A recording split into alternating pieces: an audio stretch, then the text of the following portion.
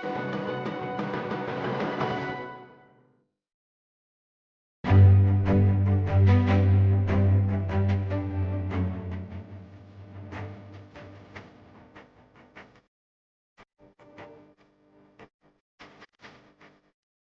give me a hand and welcome Mr. Velardi. That was nice. Appreciate it. Thank you very much for that nice introduction. And thank you everybody for coming out today. I very much appreciate it. When I seen all the people walking in the building, I thought this must be the wrong weekend. I figured they were shooting the Joe Kelly show or something here. But it turns out you're here to hear about Greater Utica Magazine, and we really appreciate that, so thank you for being here. I'm excited to give this presentation here, of all places today, because over the past 10 years, I've spent an extraordinary amount of time in this building. I've learned a lot, I've made some good friends, and I've spent many afternoons combing through the research files down in the library downstairs. And many of you in the audience who are married, you've probably met your significant other, chances are, through a mutual friend. And I'm not sure when exactly I fell in love with local history, but I know that our mutual friend, the Oneida County History Center, helped introduce me to it.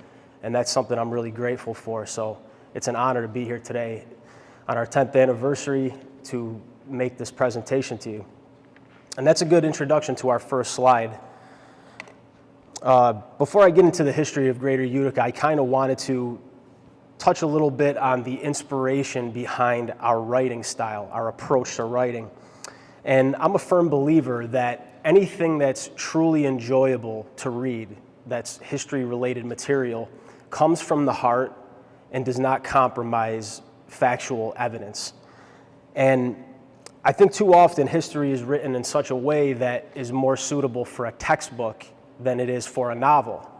And my mother's here, she was a history teacher at Proctor High School, and she'll tell you that not many people like social studies books. Only strange people like social studies books, with all due respect, Mark. But in my opinion, that approach to writing is a mistake, because when you're dealing with history, you're dealing with human beings. When you're dealing with human beings, there has to be an emotional and spiritual component to the storytelling. Otherwise, how can the audience that is reading your material possibly relate to what you're talking about? And so we try to extract from the heart of the writer and pour into the heart of the reader. And that's particularly true when it comes to local history, because we have a tremendous attachment to it. You know, most of us here were born and raised in this area, or it was our adopted home later on in life. So we're all passionate about this area that we come from, and we want to make that connection and that passionate connection to our readers. You know, before my wife and I go on vacation somewhere to a city out of state, we always do a little bit of research. We try to learn a little bit about the place we're going, about some of the more fun and interesting places to go and eat, mostly eat. I mean, vacation these days is, you know, it's mostly just eating till you can't move, flying back home, and then regretting all of the food that you ate. But we usually go to Wikipedia or we go to Google when we try to do research on these particular things. But coming from a place like the Mohawk Valley, I've come to realize that you can't understand the essence of a tight-knit community like this simply from looking on your computer screen or on your phone. There is a culture and a feeling that comes with being here that you have to experience for yourself, or you have to read in-depth research about it. And for example, one of the characteristics that we have here is generosity. We have an incredible history of people sacrificing for their fellow citizens. And whether it's a millionaire benefactor, whether it's blue-collar workers, we have a rich history of all different types of people coming together and building this community as a team. And how can somebody who writes a short summary on Wikipedia possibly capture that? They can't. And that's where a publication like Greater Utica Magazine comes in. And Trinkus Manor is a perfect example, because it's not significant enough per se to make it to a Wikipedia page. but it's been so important to the lives of people in this area. And when you think of Christmas in this area, if you come from a certain generation, you think of Trinkus Manor. And only in a publication like this will you find an in-depth, historical, detailed account of the history of an organization like that. So we want people, when they open this magazine, to have the same feeling they had when they pulled up to those Christmas lights and saw it for the first time. That's our goal. And of course, we want our readers to learn something. That's one of the main priorities, but more importantly, we want you to feel something. Even when we're doing something, a story on something like the Utica City FC, you could see the connection that a team like this has to the community. And again, by going to a website or looking at a Wikipedia page, those things don't capture the heart of what it is that we have here, what's special about the Greater Utica area. Now, this guy right here was an artist at what it is that I'm talking about. He could make you feel history when you were reading about it. You know, there's nobody that has ever taught this area more about its local history than Frank Tomeno. And so many times I fell back on his stories for either confirmation of information that I'd already found or new information that I was looking for. He was knowledgeable, he was accurate, and his most underrated characteristic was his heart. He had a genuine love for this area, and it exuded from the page when you read his articles. And he was a great inspiration to us, and he was a great friend. And I mentioned in the story that we did about him this month that when you're standing in my shoes, when somebody like Frank Tomeno says, hey, you did a good job on that article, it's like Mickey Mantle telling a Little League kid, hey, you got a nice swing.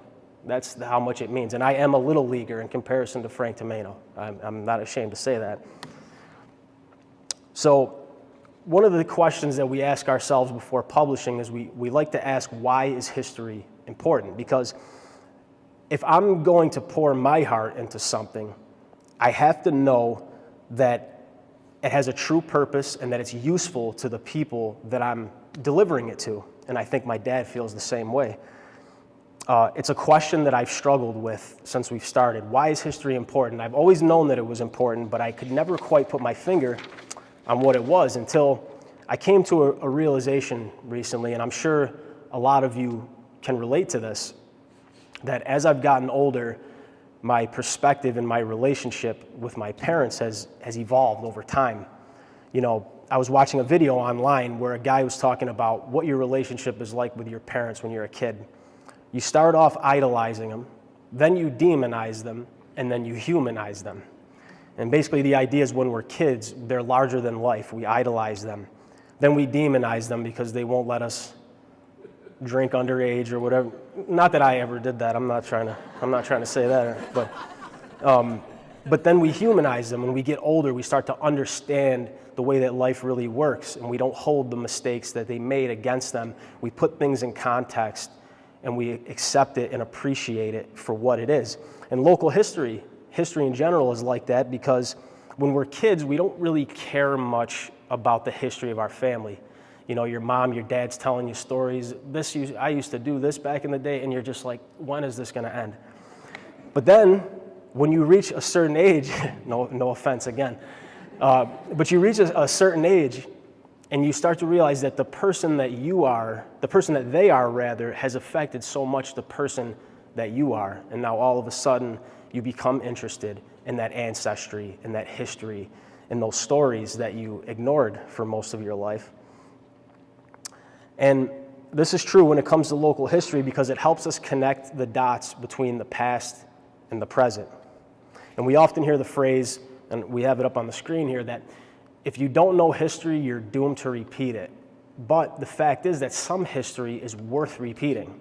And we only know that from learning history. And you just look at the legacies left behind here of the innovators, the inventors, the entrepreneurs, the, again, blue-collar workers, architects, what have you. You know, those people made this community what it is. And so in order to keep your community going strong, you have to know these things.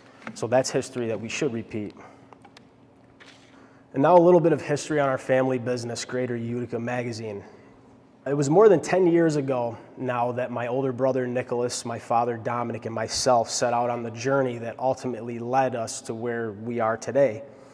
And in that summer of 2013, my father and my brother both left career jobs, and I had graduated from SUNY IT. And like many kids my age, I had basically no direction, no idea where I was going or what I was doing. I had a business degree, which is a fancy way of saying I'm not really sure what I'm doing, but this sounds like I could make a lot of money someday. Turns out it didn't go exactly as planned, but the three of us were kind of desperate at the time, which is really going to be evident to you when you find out the entrepreneurial exploits, we'll put that in a fancy way, that we took along the way. I'll explain that slide to you. Give me a minute. One of the things that we tried along the way was a home improvement business. And it went something like this picture that you see up here. And I know we would have made it if my father wasn't 60 years old and me and my brother had any home improvement skills whatsoever. We could have been the next Gaetano Construction, I think, if we stuck with it. But it took us about 2 months to realize that this venture was destined for failure. But it led us down a great road of opportunity, because that winter we sent out a direct mail flyer to people all across the area to let them know about all of our home improvement services that we were not capable of doing necessarily, but we'll cross that bridge when we get there. But after, and we started getting calls off it though. So that kind of sparked a flame in our head. And we said, what if maybe we took this postcard and we were able to help local businesses with it? Maybe we can start advertising local businesses on this card and send it out in the mail, and maybe they'll get the calls off it that we got. So backtracking a little bit, we were hoping that people would get calls off of this card. And I mean, it definitely was better than waking up at 6 in the morning and sheetrocking some lady's basement, which we did, by the way. And on the first morning of the first day of the job, my dad fell down the basement stairs and couldn't walk, and we had to put him on an office chair and push him around while he taped and mudded the sheetrock seams. So this lady thought she hired somebody from the Ringling Circus or something to do her basement. But so eventually we made it out of that alive with no lawsuits, thank God. So after devising a sales strategy and a spare room in my mom and dad's house, my brother and I hit the road, and we attempted to sell a product that didn't exist. And this was it. Some of you might remember the CMY clipper. It was probably the most unsightly thing you've ever pulled out of your mailbox in your life. And I wouldn't be surprised if you don't remember it, because you probably pulled it out of your mailbox and put it right in your recycling bin. But so we quickly realized that this too was not going to lead us down to the promised land, but God has a plan. And in the meantime, my dad was developing a Facebook page. He was called East Utica, and he would post all kinds of historic and nostalgic pictures related to the area. And he eventually got a audience of 10,000 people, roughly. And so he realized that there was a huge demand for historic stories, but also some of these photos and these things that took place when contemporary citizens were kids that they thought that they would never be able to learn about again. And he was interested in graphic design from the early 90s, so he developed his skills in that. My brother had spent his entire career in sales, and the only stuff that I got good marks on were my writing assignments, so that's pretty much where I fell in. And so my dad, in his infinite wisdom, said, why don't we take some of these relationships we've built with the local business people through this great card, and why don't we take some of this local history stuff and local business stuff that we're learning about, and we'll make a magazine out of it. And then in December 2014, we launched the first edition of Greater Utica Magazine, and that right there is Busy Corner. That was the picture on our first magazine cover. And in the beginning, my brother and I, we dealt with our fair share of rejection in the advertising sales department, but we just kept running on blind faith pretty much.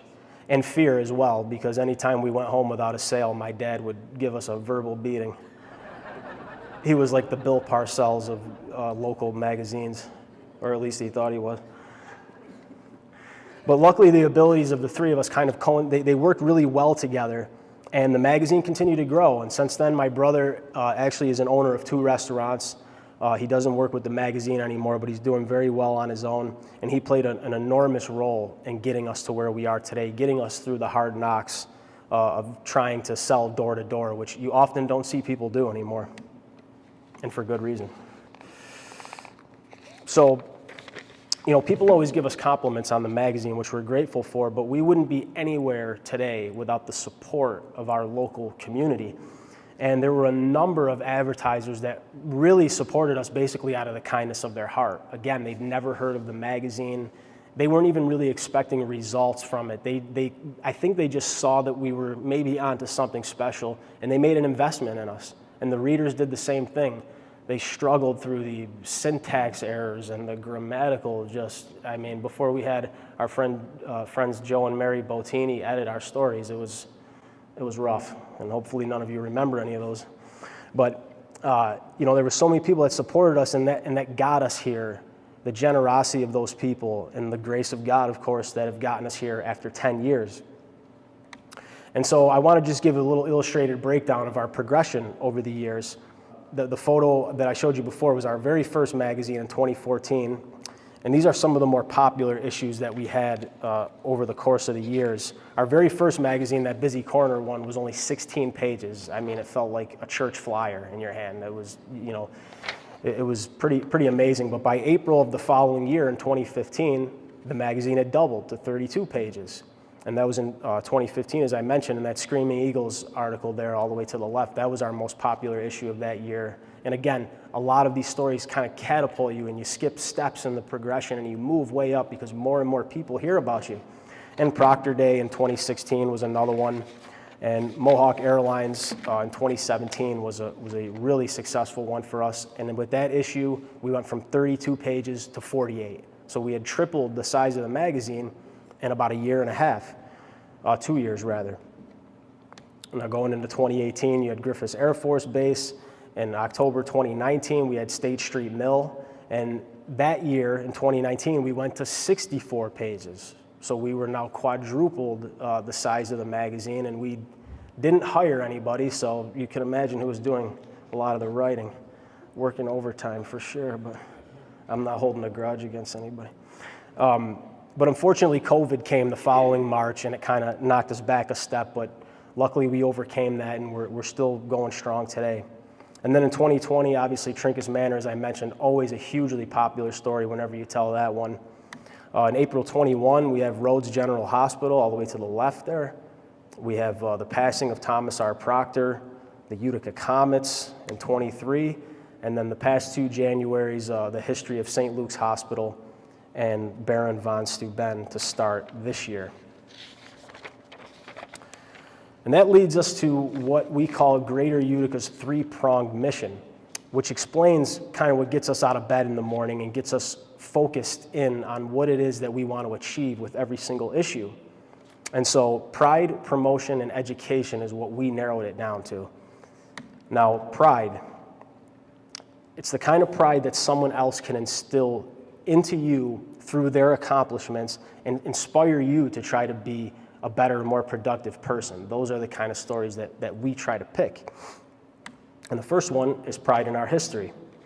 Understanding that this area that we call home didn't just appear out of thin air. There was generations of people that came before us that built this into what it is. And you see from all different centuries here, some of the building blocks that led us to where we are. You got Fort Stanwix in the 18th century, the Steuben Armory in the 19th century, Hotel Utica and the Stanley Theater in the 20th century, and that ultimately led us to where we are today. Pride in our community. It's FT Proctor Park there in the picture. And having pride in your community is appreciating and taking care of the gifts that have been passed down to you, like this beautiful park that the Proctor family left for us, while doing your best to create opportunities and gifts for the next generation for them to take care of. You know, when I was growing up and I went to Proctor Park, I never thought twice about who's Proctor or how did it get here, or none of it really mattered to me. And I think we see that all too often in today's culture because we don't know the history, and that's why it's so important to know it. and raising the bar of expectation. In this photo, we have the Soldiers and Sailors Monument, which is in Oneida Square. And when you read stories like the unveiling of the Soldiers and Sailors Monument, it's truly inspiring as a citizen of this area, because countless thousands of people would come out, as you can see in this photo, to honor to celebrate the unveiling of a monument like this. And every Memorial Day, they would come out, thousands would pour into downtown Utica and celebrate these soldiers. And when you read stories like this, you start to say, I need to get more intimately involved in this community. I need to try to maybe do my part. We got to try to bring this pride back so that people can say, that's the kind of place I want to live. That's something that we always keep in mind. Promotion. Now, again, one of our primary goals is to promote our history. And our history happens to be our community's greatest asset, in my opinion, because since the birth of the nation, we've had an enormous impact on national and international history right here in the Mohawk Valley. And whether it be veterans of every war since the Revolution, or the fact that we're a hub of the abolitionist movement, the founding of American Express, Bristol-Myers Squibb, I mean, the list goes on and on and on, the Associated Press, things that we enjoy to this day. And the more people in the public that realize the value of our history, the more they're going to realize the value of the area itself. And promoting our local businesses. You'll see some familiar faces up there on the screen. You know, one of the incredibly gratifying aspects of this job is to be able to tell the story of these amazing businesses that we all grew up going to. Ventura's Restaurant is a great example of that. It's an honor and a privilege to be entrusted with that story, to deliver that to the people, and they've chosen us to do that. You know, and we feel uniquely qualified to do that because we're Utica people through and through. I mean, we were born and raised in this area, and by the time I was 30, I could count on one hand the amount of times I got on an airplane and never went anywhere else. So I spent a lot of time here. And, you know, you see Mr. Carmen Caruso there up on the screen, and we love telling stories like this because I was a kid and I actually walked into Cafe Caruso, and I was served by Mr. Caruso, and I remember how special he used to make you feel when you walked through the door, especially when you were a little kid. And so in my opinion, Mr. Caruso, Mr. Ventura, they deserve to have their stories told just as much as Steve Jobs. That's my opinion. Steve Jobs never gave me a free cookie, but Mr. Caruso did. So, and he's always going to win that battle in my book. And there's no better feeling than when a local business person comes to you and they tell you, I'm getting action off my ad. Somebody came in that I've never seen do business here before, and they gave us a call or they gave us a chance. That is the most gratifying feeling about publishing this magazine. And of course, we want to highlight the accomplishments of people who are still around today. And again, we've put up a few photos of people here that are doing amazing things. You know, current day stories like the Utica Comets, the incredible accomplishments of the Indium Corporation. Hopefully everybody got to read that story. It's just remarkable the impact that they've had since World War II on the development of technology in this country. It can't be overstated. Every phone, you know, if you have a phone in your pocket, it is because of technology developed by Indium Corporation. And we have Libby Least is over there all the way to the right. She's the third from the left. She's actually currently running the Today Show. She's a New Hartford resident, not a resident, a New Hartford native and a graduate. And you know, she works with celebrities and all kinds of important people every single day. And that's her actually photoed at the Winter Olympics in Russia with Al Roker and the rest of them. Education. Now, we want to educate the public on all types of history, all kinds of things that we've touched on in the previous slides, but we also want to educate ourselves, speaking as the publishers, because without a desire to educate ourselves, we can't push ourselves to that extra mile, to do the extra research to try to bring you a piece of information maybe that you've never heard before. And so we're always trying to stay inspired and stay motivated to keep things going. And a lot of the things that do inspire us to keep going are the stories of the incredible people that we've told, because we've had some really unbelievable people come from this area. Now, I thought it was only right that since the History Center was gracious enough to have me here, that I would talk a little bit about the amazing relationship that we've developed with them over the past decade. Now, pictured here on the slide, we have the Munson Williams Memorial Building, which once stood at the point of John Street, Park Ave, and Elizabeth Street. And this building was a donation by Helen Munson Williams to the Oneida Historical Society, which this organization used to be called. And the organization has a rich history of its own that I won't dive into because I feel as though other people have probably done that in the past, but it did start in 1876 during the centennial of our country's founding. And it's worthwhile to discuss the significance of Oneida County History Center because we all as a community are often the beneficiaries of their hard work and efforts without even realizing it. Everybody here has read a local newspaper or they've picked up our publication. They see the photos, they read the information, and a lot of that is coming courtesy of the Oneida County History Center.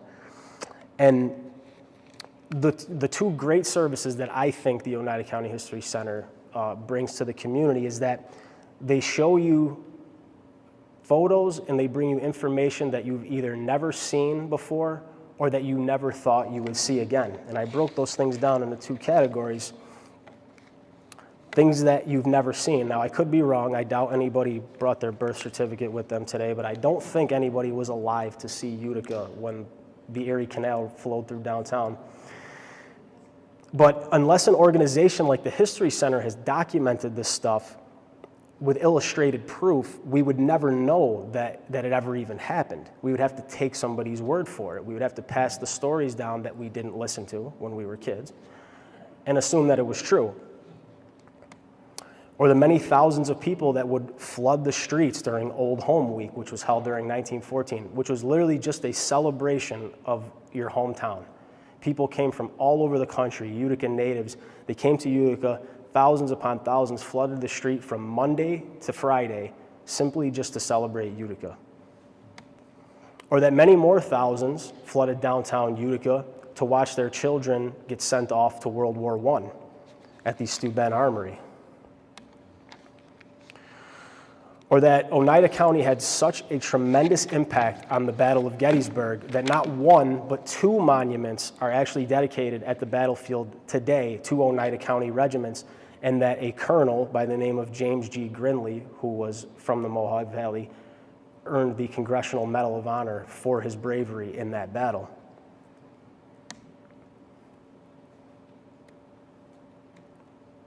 Things you thought you'd never see again. This is the fun part. This is where people, I think, really get the most enjoyment out of our magazine, like Cupies on Oneida Square, which you see here on the screen. And for reasons I can't understand, people just go into a complete frenzy when you show them this picture. But I grew up on Burger King, so I don't know. I'm not one to talk. I don't know the context of it. Or like Busy Corner when it was busy. You never thought you would see that again, but photos like these in particular are useful to the baby boomer generation because millennial punks like me that weren't listening to the stories were just saying, yeah, when grandma was telling us downtown Utica was just buzzing with people and there was this going on and that going on, yeah, whatever. But now we have proof because of the Oneida County History Center. Or the escalator at Woolworth's. Another one I don't understand why people go crazy for, but they love it. But I grew up in Sangertown Mall with Kaufman's and that escalator over there, so I don't know. But we keep posting it and people keep loving it, so we rock with it. And since we began our business 10 years ago, we've been working hand in hand with the History Center. And I remember when I first started coming here to do research, for the first couple issues of our publication, I tried to rely solely on the internet, but there's certain questions that the internet just can't answer for you. And I hate to burst anyone's bubble here because they tend to think because you write about history that you're this smart, sophisticated guy and you must have been a 4.0 student, but I was actually a horrible student in high school. In fact, I think I'm the only person in SUNY Poly History that got rejected because of my GPA. But I eventually got in because my dad begged him.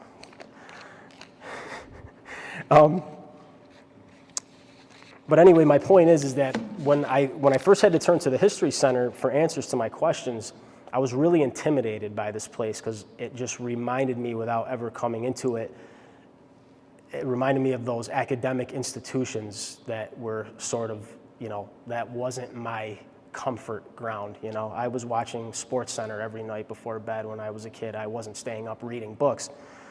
So it was intimidating. But it wasn't long before I realized that this place offers a whole lot more than what you think. It's not just a collection of, boring old books or pictures of horse and buggies, which Patrick will tell you there's plenty of both of those things here, but that's not everything. But it offered me a key to a time and place that I'd never seen before. I got to see the Utica that my dad grew up telling me about. I discovered true heroes from my hometown that I never knew existed. It opened my eyes to things all around me that I looked at, but I never truly saw them. Proctor wasn't just a school, he was a man, and he was a great man. And I didn't realize how much I was indebted to him as I walked through his parks and as I walked through all the amazing things. He drove down the parkway that he developed. But now, since I started coming here and since we started working on this magazine for the past 10 years, I don't ever say anything about the Mohawk Valley other than it's my favorite place in the world, and there's no other place that I would rather be. And another way that this relationship has grown over time is not just through experience and not just through being here and spending time here, but they also provide 1 to 2 stories per month for us over the past several months. I'm sure you've noticed that. And they always bring to life something that I never knew about, which sometimes you almost don't think is possible. When you're scratching and clawing for topics every month, you think you've covered it all. And then these guys uncover something that you never heard of, and they put a different spin on it and a different writing style so that you don't have to read by Brad Velardi 17 times in the magazine every single month. But it's important that I wrap this up by making a very important acknowledgement. There's a reason why we've survived for 10 years. We didn't do it by ourselves. From the beginning, we had great support from local businesses and great support from our readers and our distribution partners and the local organizations that have promoted us. But of course, we've had so many God-given opportunities that we're so grateful for, including the opportunity to stand here before you guys today and give you our story. So thank you very much for giving me that chance.